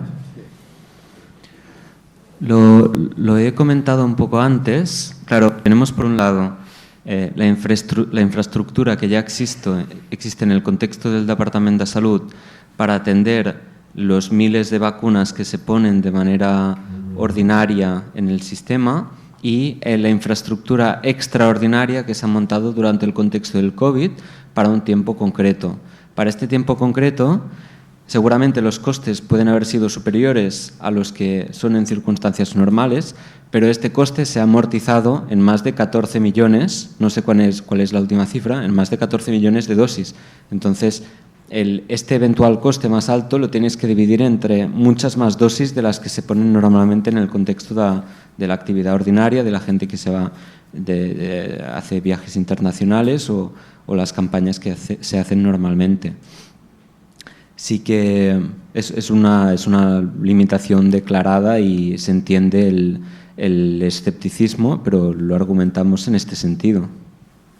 Muy bien, muchas gracias. Entre el público hay preguntas a los ponentes. Allí al fondo. Hola, moltes gràcies per totes les xerrades. Bueno, yo tenía una pregunta respecto a la modelización. En la predicción, que has comentado que, bueno, que esas predicciones como a largo tiempo y todo eso, que no funcionaban del todo bien porque no podíais predecir cómo se comportaba la gente. Y quería ver si tenías algún ejemplo de algo que ha pasado o así para contar por qué no podíais predecir bien esto. Ahora sí, bueno, todos los que quieras.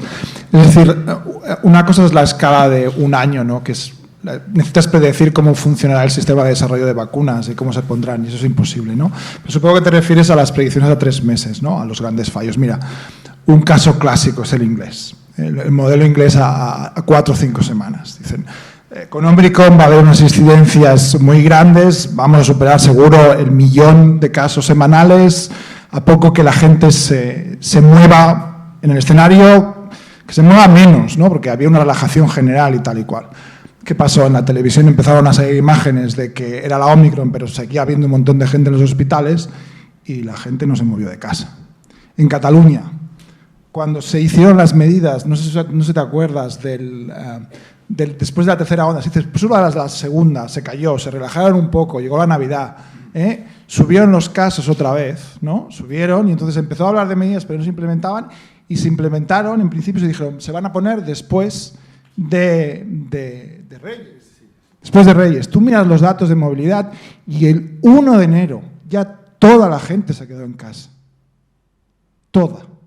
Por lo tanto, toda tu predicción, digamos, si alguien hubiese hecho una predicción suponiendo el escenario, pues le hubiese salido corrido una semana. Y este es uno de los ejemplos, pero es que hay centenares. Otra cosa es que no puedas ver venir las cosas, pero una cosa es ver venir las cosas y decir, cuidado, no voy a hacer predicciones a una semana, que es lo que no hemos hecho nosotros para no cagarla, Y otra cosa es que tú intentes y digas, bueno, no, vamos a intentar a ver si una semana un algoritmo de inteligencia artificial pues nos puede predecir cosas, ¿no? Y claro, tú ves todas las caídas de toda la población después de la última ola de Omicron cayendo absolutamente picado, y si dices, ¿dónde puede ser que empiece a dejar de caer en picado e incluso suba? Pues evidentemente va a ser en Sitges y va a ser en Vilanova, porque de golpe hay unos cames toltas. Ese tipo de predicción sí, pero una predicción sistemática en un modelo, algo que no sea algo así, sino bien pensado y sobre todo bien regulado. Es decir, no solo tienes que acertar cuántas veces te vas a equivocar. Y si no te equivocas las veces que tú has predicho que te tienes que equivocar, el modelo está mal.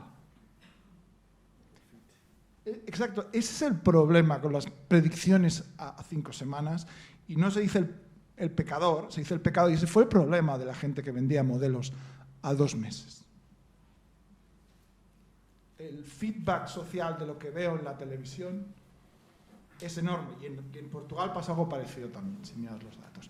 Insistir, el problema de la movilidad no en Cataluña y en Navarra y no son las Navidades, son que en noviembre nos volvemos absolutamente locos y cambiamos el comportamiento de una semana para la otra, sobre todo en Cataluña. Literalmente. De una semana para otra decidimos si aquello va a ser el puente de la madre y nos vamos a ir todo el mundo al Pirineo o si nos vamos a quedar en casa. Literalmente. Y es impredecible. ¿Más preguntas? Aquí, delante.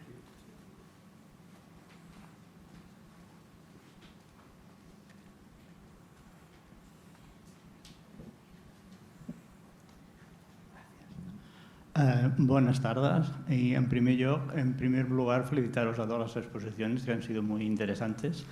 Quería preguntarle a Jordi Alonso si dentro del estudio os han planteado hacer o han hecho subanálisis por comunidades, por categoría profesional, y si ha visto algunas diferencias entre profesionales de primaria, hospital u otros centros. Gracias. Pues, gracias por la pregunta.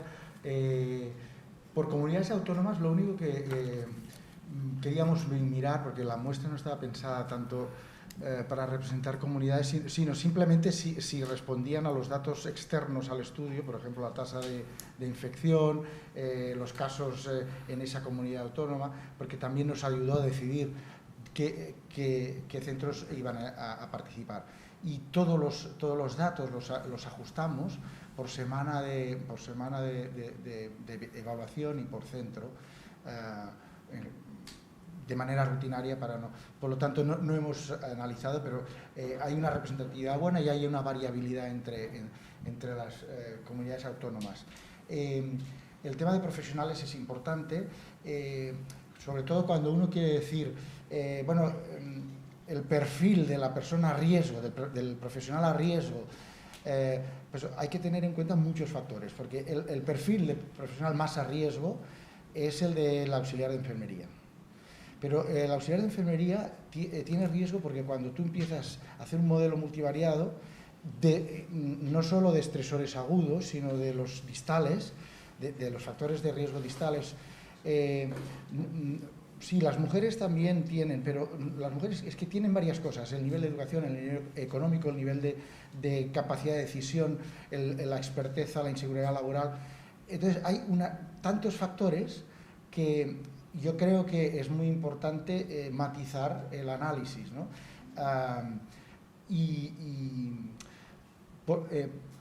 Transmitir ideas fuerza, como decir, las mujeres están a más riesgo, también son ideas que pueden ser falsas.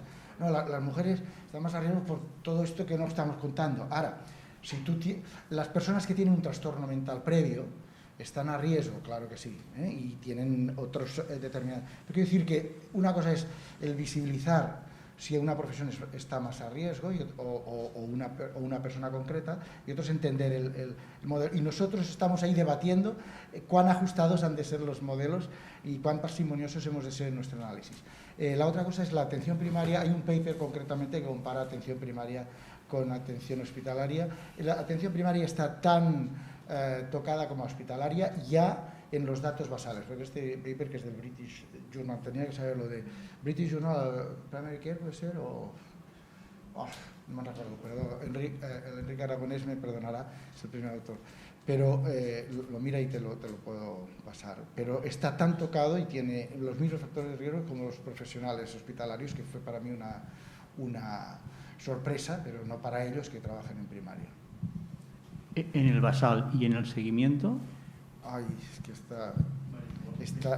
esta no lo hemos mirado del todo. Bueno, ya miraré el artículo. Gracias, Jordi. Sí. Gracias. ¿Y el puesto de trabajo? El trabajar en una UCI o trabajar en una sala general, por ejemplo. Nosotros no hemos mirado concretamente si en la UCI o no, pero el tener un factor de riesgo importante es que se te haya muerto pacientes a ti. Otro, que es un daño moral, digamos, es el haber tenido que tomar alguna decisión crítica sobre el paciente. Ahora no recuerdo la palabra, pero estoy diciendo, básicamente era el ingreso o no ingreso.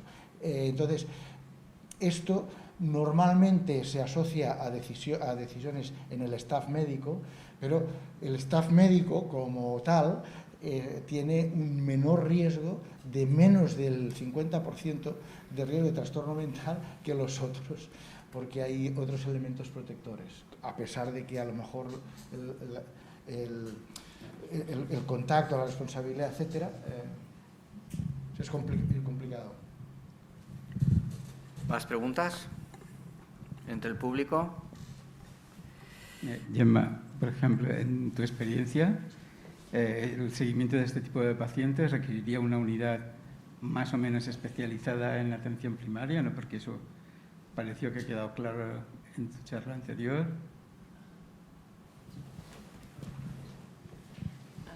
Yo creo que con lo explicado también, el peso del seguimiento tiene que recaer en la atención primaria, yo creo, ¿no? Eso lo tenemos claro, ¿no? Porque somos los que vemos a los pacientes con más facilidad también y con más accesibilidad, o deberíamos, ¿no?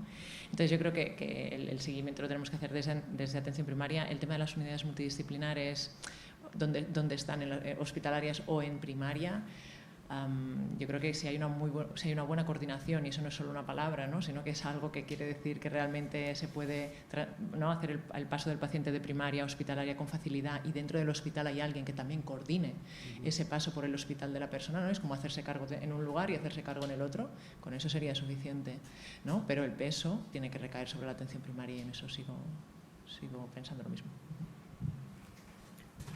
Ahí adelante hay otra mano levantada para una pregunta.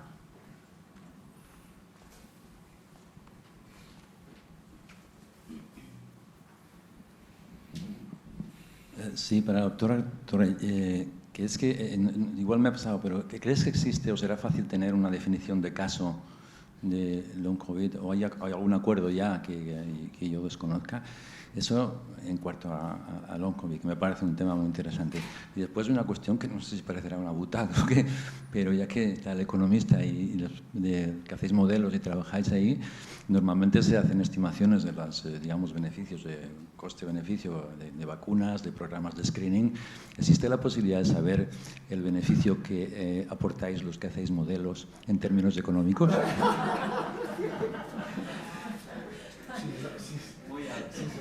Respondo rápido a la que me habéis preguntado por dar el paso a la polémica.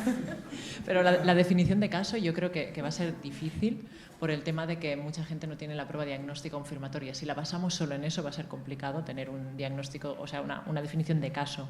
Lo que tendremos son diagnósticos probables de caso, ¿no? Yo creo que tendremos que jugar quizá con probabilidades en ese aspecto sobre cómo de plausible es ese diagnóstico, ¿no? Y también contando con exclusión diagnóstica de otras entidades. Es decir, va a ser complicado, yo creo, tener una definición de caso, y además cercana también, ¿no? En el tiempo, quiero decir. Ahora ya la polémica. Yo no voy a responder. A ver, ¿cómo evaluar económicamente los modelos? O sea, primero hay dos cuestiones. Una cosa son los modelos internos de uso interno para la administración pública.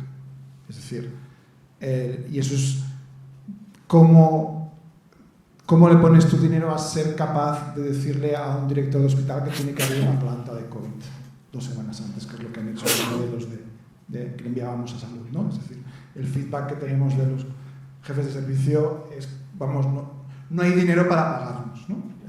Tendríamos uno que te diría, es que no hay dinero que os pueda pagar, o sea, millones, ¿no? Una opinión similar podría ser en Dinamarca. El modelo que predice, puedes mantener abierto, puedes quitar todas las medidas, vas a tener los hospitales muy llenos, pero las UCIs se van a vaciar y los efectos económicos, macroeconómicos que comentaba el compañero van a desaparecer. Eso sí que se podría evaluar. Y con todos los problemas que tiene la parte macroeconómica, como ha dicho él, de hacer assumptions, que ahora te dejo ahí todo el problema de las assumptions. Pero ahí sí que podrías decir, el hecho de que un modelo haya permitido abrir antes y cuando tocaba, igual, le dejo a mi compañero intentar contestar, igual el aspecto macroeconómico se puede evaluar. Pero luego, ¿qué te dirá aquellos que han intentado publicar modelos y dar noticias de modelos a 2 meses que estaban mal? ¿Estás seguro que no destroza valor más que genera valor? Bueno, te dejo a ti la pregunta de si podrías o no. No, ya habéis visto que el approach era de cuantificar lo cuantificable y yo creo que el valor de los modelos ha sido incuantificable porque ha sido casi lo único que ha guiado la comprensión de lo que estaba pasando y de lo que pasaría. Por lo tanto, y en relación a lo que decías, yo no sería no estoy tan seguro de la capacidad de cuantificar estos efectos macroeconómicos, ¿no? En el momento revisamos unos cuantos papers y la verdad es que pues no sé, igual es que no era nuestro estilo, pero no nos parecía como contundente el approach, digamos, de la cantidad de negocios que nos han tenido que cerrar, la cantidad que probablemente luego algunos se van a poder abrir, la cantidad de gente que ha perdido el trabajo y que probablemente después pueden recuperar su trabajo. Entonces supongo que hay un límite y tú lo sabrás mejor de cuando hay tanta incertidumbre, pues que intentar dar un diagnóstico pues es mejor, no sé, ¿no? ¿Alguna pregunta más? Gemma, ¿con Omicron hay menos post-COVID? O sea, menos long haul COVID. Yo creo que aún no tenemos datos sobre eso, si la variante ha tenido una prevalencia mayor de post-COVID o no tenemos datos. Lo que sí que está claro, yo creo que con la alta transmisibilidad que ha tenido, si hay una dependencia también del huésped, una dependencia del microorganismo, es posible que haya más, pero es una suposición, pero no tenemos datos aún. Y siendo la pregunta es, mayoritariamente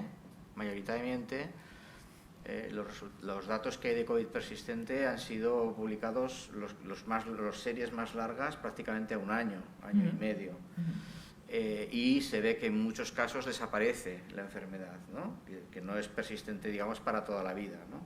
La pregunta es hasta qué punto, una vez que empiece a desaparecer, a volverse endémica del todo, ¿no? Con las vacunas y la inmunidad de rebaño, etcétera, etcétera, pensamos que esta enfermedad va a disminuir su prevalencia. Bueno, claro, con la vacunación, como hemos dicho, ¿no? Sí que los estudios indican, ¿no?, que hay menos probabilidad de padecer los síntomas persistentes. Entonces eso en algún momento también pues lo veremos, ¿no? Quizá eso retendrá el impacto de la transmisibilidad de Omicron también, ¿no? El haber estado vacunados casi toda la población, ¿no?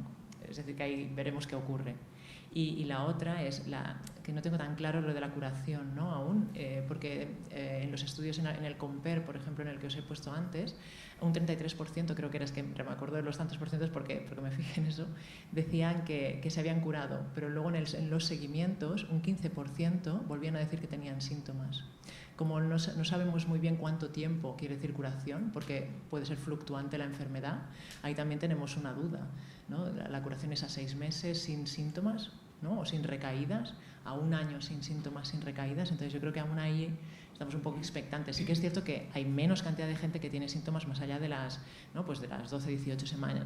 Es verdad, ¿no? Que cada vez hay menos, pero ese tanto por ciento que queda, aún no sabemos si realmente hay gente que deja de tener síntomas en algún momento. Es difícil de cuantificar. Muy bien, muchas gracias. ¿Y la persistencia de PCRs positivas en el tiempo tendría algo que ver? ¿Quieres decir las que han encontrado? Bueno, sí, los igual RNA... sale negativo, luego sale positivo, otro, sin un incremento de la sintomatología. Claro, yo creo que publicado así, como de seguimiento y con PCR realizadas, no he visto muchos artículos que digan nada al respecto. Es decir, no sé si están publicados o no.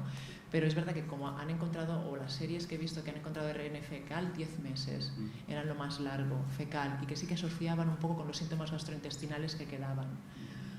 Pero con el resto no sabemos.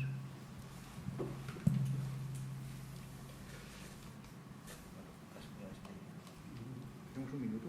Tenemos, sí, un minuto. Jo volia fer una pregunta. Perdó, perquè no sembla, però...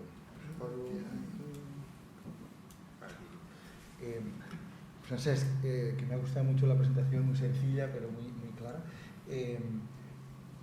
Cuando hablas de costes sociales,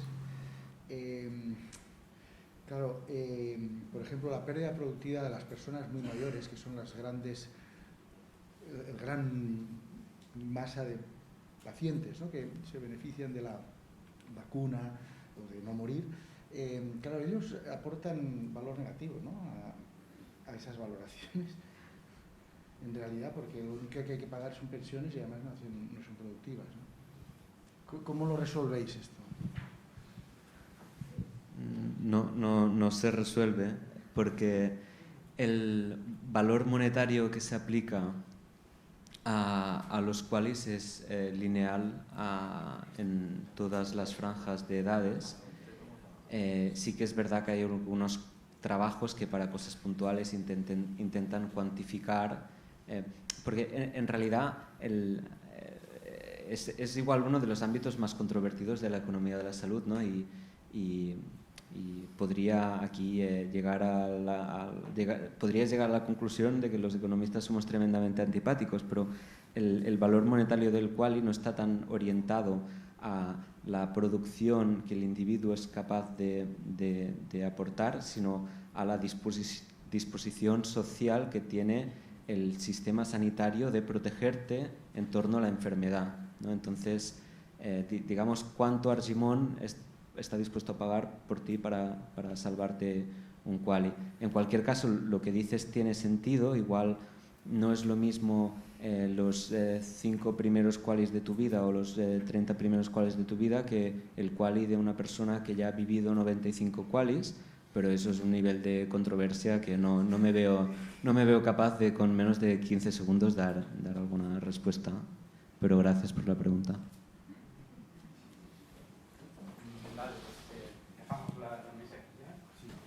Gracias a los ponentes y a todos vosotros. Empezamos.